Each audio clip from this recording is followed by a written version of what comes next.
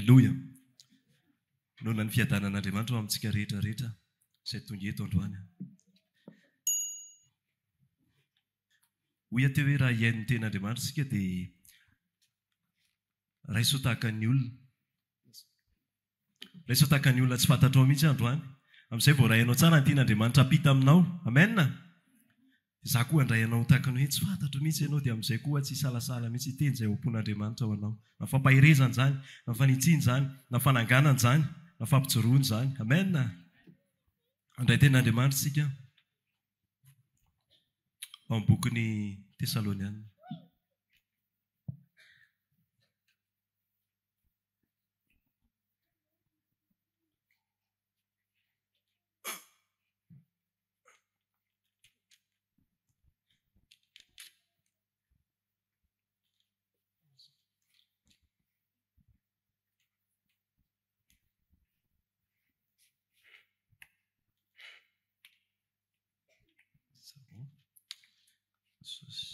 Tesaloniana voalohany toko 5.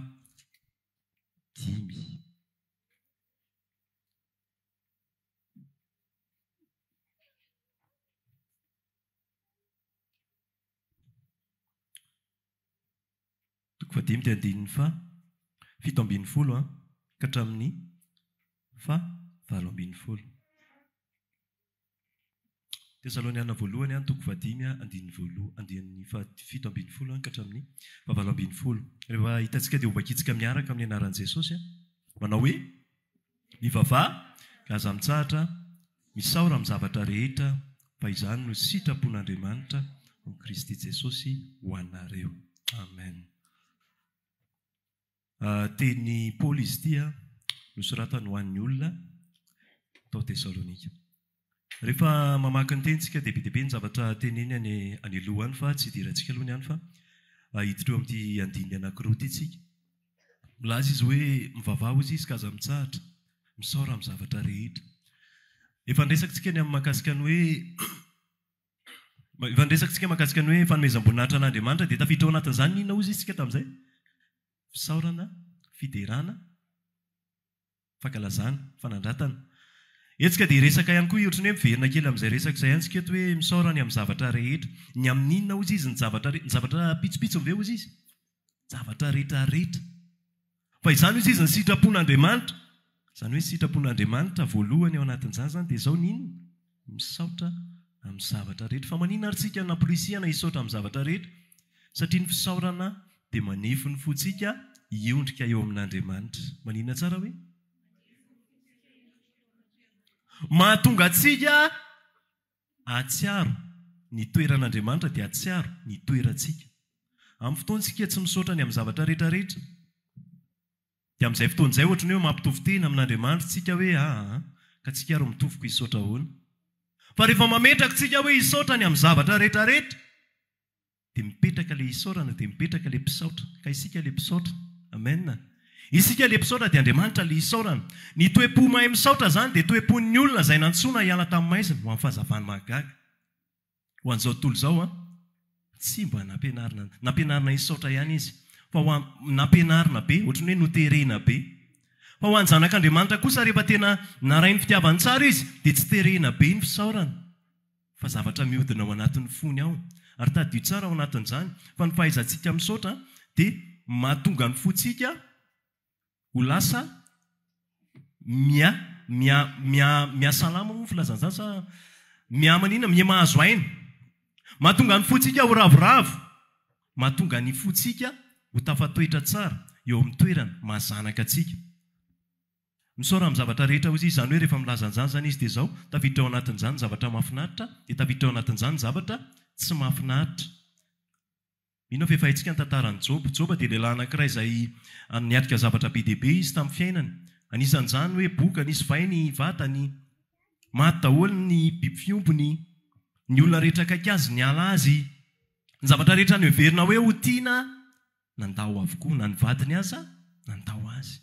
Fa ny zavatra tao am-pony Job dia izao tao anatin'izany hoe Andriamanitra fantatra fa tsy azo ferana ny fisainanao. Mandrakizay. Izay ny zavatra tao am-pony Job. Dia Job rehefa nilaza an'izany dia tsy hoe noterena be. Hoe aka efa tsy hita koa ny izay ataoko tsy aleo ve misaotra. fa zavatra niodina tao am-pony-job zany dia nivoaka ny vavany. Ten'Andriamanitra milaza ny boky ny Matteo any hoe izay be eo am-pony maninona ozy izy? Mivoaka ny vava. Zany hoe ny zavatra miodina ao anatin'ny zanak'Andriamanitra dia ino fisaorana? Noho izany tokony izay no mivoaka ny vavany rehefa nateraka indray izy. Nefa kosany tsy nandeha ho azy, tsy mandeha ho azy ilay izy. Amin'ny fotoantsika ry havana ny 1:7 dia milaza hoe mivava ka aza mitsahatra. Mety ilazika misy fotoana hoe za ohatra tsy tena mahay misaotra tsara zany dia tsy converti ave zany raha lasitraka. Non, converti ianao fa ny olana jereo fa sao dia sao dia nitinganao ny 7:70. Fa tonga dia niazakazaka ianao hoe misaora amin'ny zavatra rehetra hony. Fa jereo sao dia voatingana ny 7:70 dia milaza manao hoe mivavaka aza mitsahatra. Rehefa mivavaka ka tsy mitsahatra tsika, rehefa mitohy mivavaka mandrakarivotsika ka tsy reraka, dia izao ny zavatra mitranga ao anatin'izay miodina ho azy, mifonctionne ho azy ilay feno fisaorana. Sa tsy izay?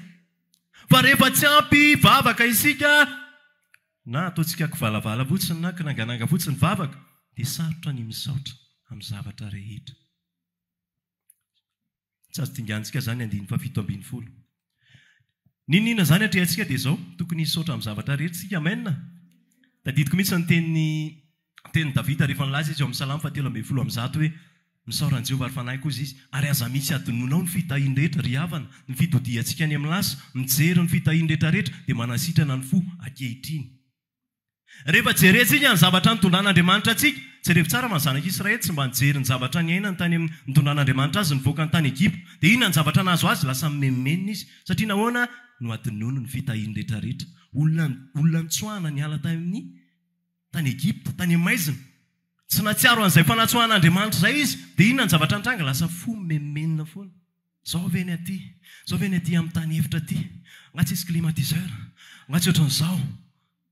Fa rehefa matsiaro nanatsoahan'Andriamanitra tany maizintsika, dia nomikiteran'Andriamanitra, Andriamanitra ninona aloha iainana androany, dia izao za nitsoahanao hiala tamin'ny maizina. Amen.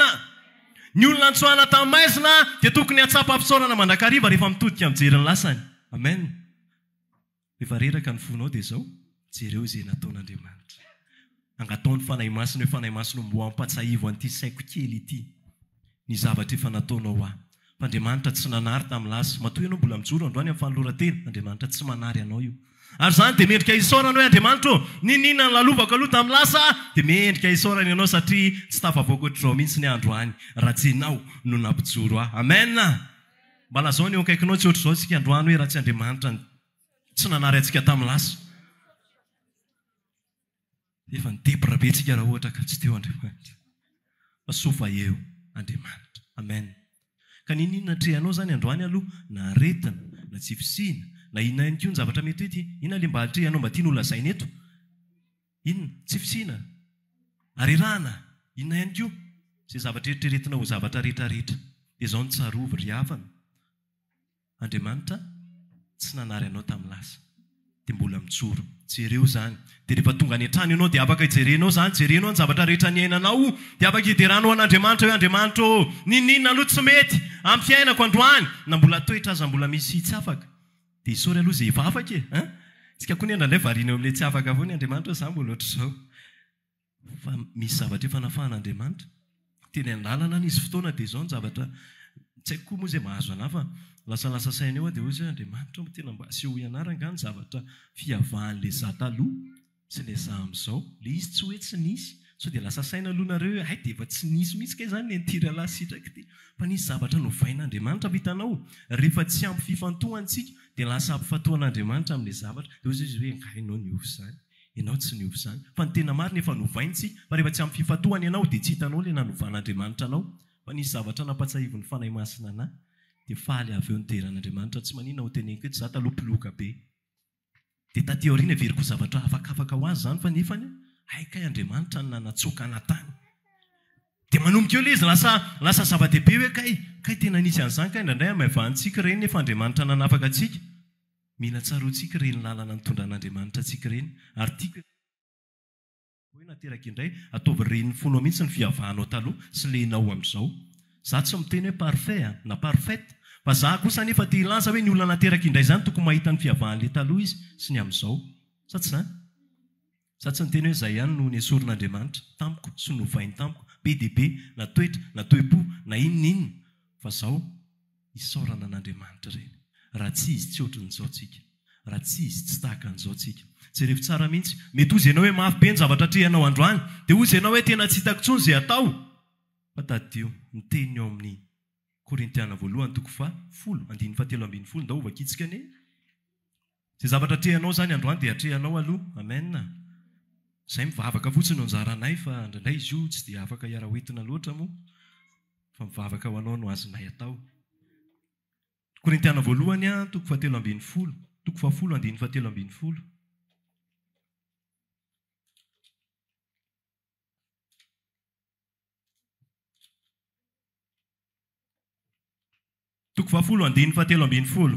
amin'ny anaran'i Jesosy tsy misy fakapanahy nahazo anareo afa-tsy izay zakan'olombelona nefa mahatoky Andriamanitra ka tsy hamela anareo ho alaim-panahy mihoatra noho izay zakanareo fa ny momba ny fakapanahy dia asiany lalana ahafahanareo koa mba hazakanareo izany. Aleloia!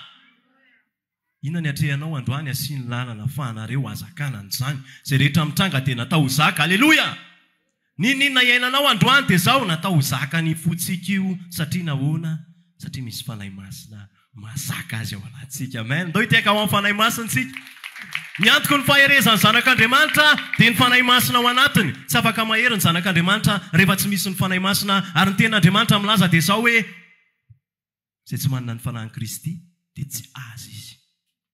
Ka za mino fa azy ianao dia ny fanahiny ao anatinao dia izay mino aho izy Jesosy dia izy ny ranoverina hiboboky ao an-kibony. Ka ilay izy tsy ho tadiavinao hoe dia tavo amin'ny radio mihitsy izany ilay izy hoe aiza ilay izy fa ao izy ao amin'ny finoana ny tompo nametraka ny fanahiny ao anatsika ary izany fanahiny izany tsy mamela antsika irery na izany aza dia afaka isaorana an'Andriamanitra hoe misaotra tompo fa ny fanahinao tsy mamela irery na mandao ny namana na mandao ny havana na mandao ny izaniza. Misy olona mety voaroaka amin'ny asany izy dia tena kivy sy ketraka mihitsy tsy manome tsiny ny fahaketrahany fa zao tia hampatsiahan'izay olona izay androany izan'iza na manaraka izy na eto izy zao Andriamanitra nametraka ny fanahiny ao anatinao dia fanahiny Kristy fanahiny faherezana. Amen. Ry havana malala izay atrehantsika zany atrehantsika androany fa nihitaritako anao dia zao hisaotra amin'ny zavatra rehetra. Tsy Josoa fa i Josefa ny ry havana tena mba nampalahelo ihany koa ny tantarany sa ahoana fijerinao ny tantarany. Indray manko tsika rehefa manatinatrika zavatra izay dia ohatran'ny hoe mampalahelo mihitsy ity tantarako ity angamba dia tsisy oatra mihitsy. Non. Josefa ihany koa dia nampalahelo narindra saika ho amidin-dralahany ary ilay pri amin'io pri ambany be izay angamba ilay hoe amidy amin'ny kilao fa tena mampalahelo anie zany tsy mbo zavatra ambonimbony kokoa zany ny varotana azy mbola ambany be ary tao aorianan'izay ry havana dia Josefa tsy mbo hoe tena tonga avany ralahany dia ay verina fa ny zavatra tao am-pony Josefa hoe nareo ny eritreretra an'izany ratsy za kosa mahatsapa fa Andriamanitra namadika an'izany soa. Hitanao rehefa ny fo feno fisaorana tsy mifantoka ny amin'izay nataony ny hafa tany amin'ny lasa tany. Ndraindray mierikerika any Pierrot nanao an'izao tena zao mihitsy tsy adiniko mihitsy iny Andriamanitra efa nanasitrana ny fonao. Aleloia. Andriamanitra efa nanovanao. Aleloia. Andriamanitra efa nanangana anao. Aleloia. Misaorany amin'ny fiovahantsika. Amen. Za mino fa efa niova ianao. Ny tena marina ho efa nisy zavatra niova ao fa ny problemantsika dia tsy ampy an'ilay 7:70 iny mivavaka aza mitsahatra. Olona tsy ampivavaka dia lasa rebrebeny devoly fotsiny. Atalainy amin'ny zanantsipika fotsiny kenao ary vao malina na ho anjaoka ka tsy hitako lenzy fokasikara-be tao ambadika ny trano iny. Dia iny koa fa tena mbola tsy niova marina zany. Za miteny amin'izay mbola mifokasikara amin'izao fotoana izao rehefa renao fa nisy zavatra no tsy ho an'ny tompo tao anatinao ka nametrahany fiainana ao anatinao dia mila mivavaka ka tsy mitsahatra ianao mba hahafahanao mifantoka ny amin'izay efa nanovan'Andriamanitra anao. Amen. Rehefa tsy ampivavaka ianao dia tsy tafafantoka ao amin'izay zavatra efa nanovan'Andriamanitra anao. Ianao efa nafindra ho amin'ny fahazavany mahagaga fa ny olana dia zao ianao tsy ampivavaka. Ianao tsy ampivavaka. Tsy hoe ianao en personne ny teneniko fa ho an'izay olona miatrika an'izany. Ka na za ty aza tsy ampivavaka dia maninona tsy maintsy ho andairany zanantsipika na tiako na tsy tiako. Na tiako na tsy tiako dia tsy maintsy andairany zanantsipika rehefa tsy ampivavaka. Ny amprisihana atsika zany androany dia zao mivavaka aza mitsahatra. mivavaka aza mitsahatra mivavana dia mandiso fanantenana anao aza ny zavatra rehetra. Mivavana dia reraka aza ny vatana. Amen. Mivavana dia ohatrany tsy tafafantoka raha ny sainy. Mivavana dia ohatrany tsy te hivavaka azy. Kefa tsy te hivavaka ve mbola hivavaka ahoana fa aza masosotra? Fa mivavana na dia tsy te hivavaka azy. Teneny ny fanahy masony hoe fanahy masony ampifantoy fa mahay mampifantoka ianao. Aleloia. Tsy maintsy mivavaka isika na diantsika na tsy diantsika rehefa natsoina ho amin'ny fahazavany mahagaga. Ny tena marina tsy hoe fanerena ve zany fa nga izy ity lasa terena raha lasitraka. No, tsy manery anao fa fantatro volana natsoina ao amin'ny fahazavany mahagaga ianao noho izany misy voan'ny fitiavam-bavaka ao anatsika. Fa isika kosa nefa tsy maintsy tairina ianao androany hoe mivavaka ka tsy reraka. Amen. Tena Andriamanitra milaza vavah mandrakariva ka tsy reraka. Zany hoe nareraka aza dia ahoana? Ka navoan'ny sery aza dia ahoana? Afaka mihevina fa tsy manino fa mivavaka. Amen. Ary zao rehefa mivavaka tsika raha azontsika atao izy fa tsy voatery dia mba anisan'ny tsara indrindra ny mamoritra ny lohalika. Ny antony dia zao tsy fombafomba, tsy hoe tsy maintsy fa raha azo atao izy raha tsy misy sakana tsy ahafahantsika manao an'izany dia ataovy. Misy fotoana teritery ny trano dia tsy afaka hoe tena mampandoliana eto mandritra ny fotoana zany sika. Fa misy fotoana rehefa misy hoe azo atao dia miforitra ny lohalika. Ny antony riavana dia zao satria ao anatin'iny maneho mariky ny fanetretentsika ao anatrehan'Andriamanitra. Petraka foana ny mahandriamanitra n'Andriamanitra na dia hoe tena akaiky be ary ianareo hoe izay miresaka foana raha lasitraka.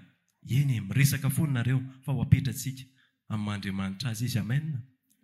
Rehefa mifono maraina riavana tena miteny amintsika aza telefona ny dedavina. Aleloia. Tsy telefona ny dedavina fa ina mba asio baiboly eo akaiky ny ondana eo. Tsy hoe matahotra ny hanofo ratsy. Fa rehefa mbo mifono dia mba inona? Mba tenin'Andriamanitra no hitany maso. Amen. Tsy telefona no mamaika antsika rehefa vao mifono satria nahoana telefona ngany namohanao? Andriamanitra no namohantsika. Noho izany ny teny no tokony ho hitany maso sika voalohany aloha vao mifono. Ary zao ny lohalikitsika dia mandohaka eo anatrehany aloha vao andeha hazakazaka hiasa, andeha hazakazaka hianatra. Zany anie fa zarana tsotra kely anie zany. Fa afaka hifampitezantsika ao anatin'izany. Vao mifono maraina tsy manina mba mamoritra ny lohalika ho an'Andriamanitra. Tsy hoe ho atao hitany vady, hoe hitany vady. Zany eritrery mivavaka foana isan'ny maraina gatseninao rehetra. Za rehefa miteny mafy be mihitsy. Fa mba tena hoe ianao rehery dia ianao sy anao sy ny tompo. Izy koa manana ny azy fa ny anentanako antsika. Andao aforitra ny lohalintsika vao mifoha. Satria nahoana tsy afaka mamony tenantsika irery isika. Ary raha mifotsika dia zao tsy velona ho an'ny tenantsika fa ho an'izy. Noho izany ho atolotra ho an'ilay ivelomantsika sahatsy zany lohalintsika aloha. Amen. Rehefa mba hitantaran'olona olana ianao dia zao mba hivavao izy rehefa vita ny resaka. Sao tsy hoe vonina n'olotra sofina fotsiny fa vonina n'olotra lohalika ihany koa. Dia lazao izy atolotra anao ny lohaliko. Fa tsy manana ninninina afaka omena anao fa ny lohaliko omeko anao eo anatrehan'ny tompo. Ny mivavaka aza mitsahatra dia tsy hoe ho anao rery fa na ny tenin'Andriamanitra aza dia milaza hoe mifampivavah mba ho sitrana, tsy reraka, mba hery. Ry havana ny mivavaka tsy hoe atsika rery hoe anao sy Andriamanitra rery.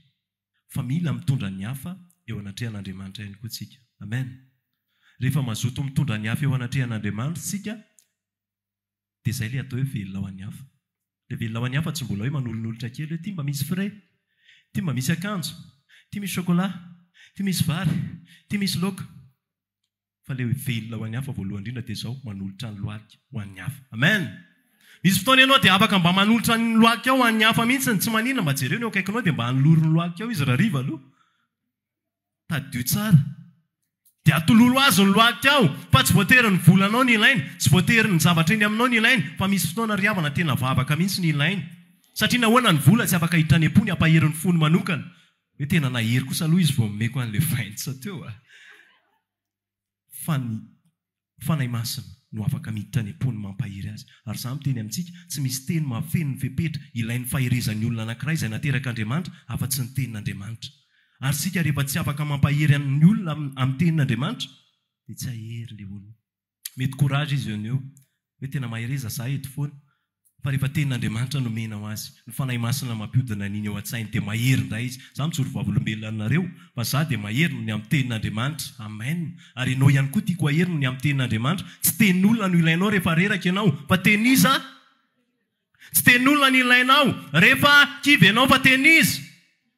Tenin'Andriamanitra. Amen. Efa nisoratanao am-potsika izany. Fa ny angatantsika dia izao fanahy masina ianao ilay voalaza fa hampatsiahany inona? Ny teny rehetra izay nolazainy n'Andriamanitra. Dia lazao izy. Ampatsahivon'ny foko izany androany. Fa izaho miteny aminao mijoro vavolombelona aminao fa tena marina izany. Tsy blablany resako anao androany fa tena marina ny herin'ny fampahirizan'ny tenin'Andriamanitra anatin'ny fotsika. Io tsy verset tantsaina fotsiny hoe Jehovah ny mpiandry tsy hanan zavamahory inona moa toen'izy teo ampandry amin'ny maitso izy tsy izany. Fa ianao miteny an'iny tonga dia ianao mihitsy hoe mahery ny foko. Ary anisan'ny teny mampahery indrindra ho zaraiko aminao dia ilay teo tsy misy fakapanahy mahazo ny olona afa-tsy izay zakan'olombelona ihany. Nefa mahatoky Andriamanitra tsy hamena ho alaim-panahy mihoatra noho izay zakako. Tiako hampahery ny fonao izany androany. Tsy manome izay tsy zaka Andriamanitra.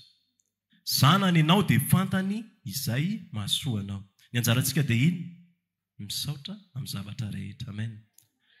Misy teny izay milaza any hoe tanimanga eo am-pelantanan'Andriamanitra isika. Iza moa ny tanimanga nilaza amin'Andriamanitra hoe ataovy an'izao za teo pomboninkazo, za teo vazy. Andriamanitra malala izay ataony. Ao anatin'ny fanefenatra antsika tsirairay avy dia izao Andriamanitra malala ny zavatra tiany avoaka. Ny anjarantsika dia ny manaiky hoe tompo misaotra ny amin'izao fanefeny izao aloha misy zavatra tianao avoaka indray. Aleloia. Ka rehefa mandalo antsika dia tsy tokony ho reraka ny fotsika satria nahoana le mpahay mihitsy, le mpikasa mahay mihitsy, le mpanamboatra mahay mihitsy no mandray an-tanàna le fiainana. Dia mamolavola, dia manamboatra satria misy tiany avoaka eo. Ary Andriamanitra manana sary tsy voatery mipetraka ao anatin'ny saintsika. Ianao te hiankavia, Andriamanitra te hiankavanana. Ianao mieritreritra hoe za atao vazy, Andriamanitra mieritreritra hoe atao pomboninkazo ka. Satria nahoana any amin'ny pomboninkazo izy hitan'ny olona koa hoe misy voninkazo tsara maniry ao anatiny ohatra. Ianao mieritreritra hoe za vazy ao an-trano tiako, Andriamanitra miteny eo an-tokotany ka. Ianao mieritreritra hoe za ataovy an'izao indray, Andriamanitra mieritreritra hoe tsy atao an'izany fa atao an'izao satria nahoana za mahalala an'ilay lavitra be. Za matsinjo an'ilay lavitra be, ianao eo akaiky eo ihany ny hitanao. Ry havana, isaory Andriamanitra, fa Andriamanitra matsinjo lavitra. Aza reraka ny fonao fa isaory Andriamanitra. Ary izao no tokony ho ataonao vavaka dia izao hoe misaotra tompo fa ianao matsinjo lavitra. Fampekena ny saintsika ny tsy te hiaika izany misy fotoana sasy izany. Tsy te hiaika izany misy ny saintsika hoe kely. Fa za tena miteny anao kely ny saintsika. 2026 ihany mba tsinjo n'io saintsika io. Ary raha mba matsinjo lavidavitra kokoa ary io dia 2027. Fa Andriamanitra efa matsinjo mihoatra noho izany. Noho izany azakivy e. Fa teneny eo akaikinao azakivy rahavavy. Azakivy rahalahy. Fa Andriamanitra manana fikasana tsy tahakatry ny saina. Ka izay iainantsika aloha iainantsika androany aloha izany. Sato izany. Fa ny anjarantsika dia izao vaovao. Kaza mitsahatra. Misaotra amin'ny zavatra rehetra. Fa izany ny sitrapon'Andriamanitra ao amin'ny Kristy Jesosy ho antsika. Tianao ny sitrapon'Andriamanitra ve ianao? Vaovao. Kaza mitsahatra. Dia misaora amin'ny zavatra rehetra. Amaranako azy dia izao ry havana. Tadio tsara ao anatin'izany fa tsy misy lalana tsara indrindra fa tsy ny lalan'Andriamanitra ho antsika. Aza mitady lalana hafa ankoatra ny lalan'Andriamanitra ho antsika. Amin'ny fotoantsika te hitady lalana hafa, ry le mahatonga antsika memena. Hitanao zanak'Israely foana no ohatra raisitsika. Zanak'Israely dia te hitady lalana hafa foana ao an'efitra. Ao anatin'izy te hitady lalana hafa iny dia lasa voamaika mesimba le resaka. Voamaika mesimba le tian'Andriamanitra hitondrana azy. Andriamanitra te hitondra amin'ny tany Kanana. Zanak'Israely te ho any akapa fotsiny hoe solution zao dia izao. Aza ty solution facile. Fa misaora amin'ny zavatra rehetra dia andraso ny tompo. Amen. Rehefa manomboka amin'ny sainsaina ny lalantsika sy tiantsika alentsika dia manomboka simba ny tian'Andriamanitra hitondrana antsika. Manomboka lasa tsy tena ao amin'ny lalana tokony hizorana intsony sika fa lasa mandeha araka ny fo, ny saina, ny fihetseham-po. Za te hilaza androany andao andeha araka ny fanahy. Voalohany hitari amin'ny fanahintsika dia izao misaora amin'ny zavatra rehetra. Dia aorianan'izay rehefa ny fo anie rehefa misaotra dia manomboka ravoravo sato izany. Iza ny efa natsapan'izany. Dia rehefa manomboka ravoravo ny fo dia manomboka mahare kokoa ny avy amin'Andriamanitra. Fa rehefa manomboka menimenina sy ihana dia tsy mahare an'Andriamanitra mihitsy. Plus ny zanak'Israely menimenina, plus izy tsy mahare an'Andriamanitra. Plus ny zanak'Israely tena menimenina Mosesy. plus izy tsy mahareninina avy amin'Andriamanitra.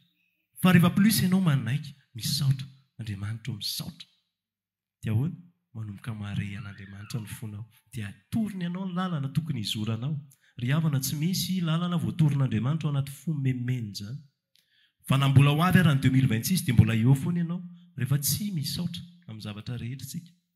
Isaoriny ankehitrinao, isaoriny lasanao, ary na izay mbola tsy fantatra aza dia ahoana? Isaorantsika, izay no afatritsika androany foy ny afatra, fa za mino ho mametraka zavatra anatin'ny fonao ny fanahy masina. Ary ataontsika vavaka milohan'ny alantsika eto aloha izao dia izao hoe Tompo, ametrao fo mahay misaotra anao aty anatiko. Ary fo azy ilay fo mahay misaotra anao ato anatiko efa nentinao ato anatiko. Andao ary hitsangantsika, asaiko ianao hitsangana. Dia ao anatin'izany milohan'ny irantsika dia hivavaka mihitsy sika hoe Tompo ataovy tena olona feno fisaorana anao ny foko ninona iainako androany. Raha maniry ary hivavaka aminay ianao dia tongava ary isaky ny alahady amin'ny 7 ora sasany, ny talata amin'ny 12 ora sasany, ny alarobia amin'ny 12 ora, eny Antsahamanitra 100 metatra ambany fijerena fety, trano Gribege amin'ny ankavian-dalana. Tongava soa tompoko.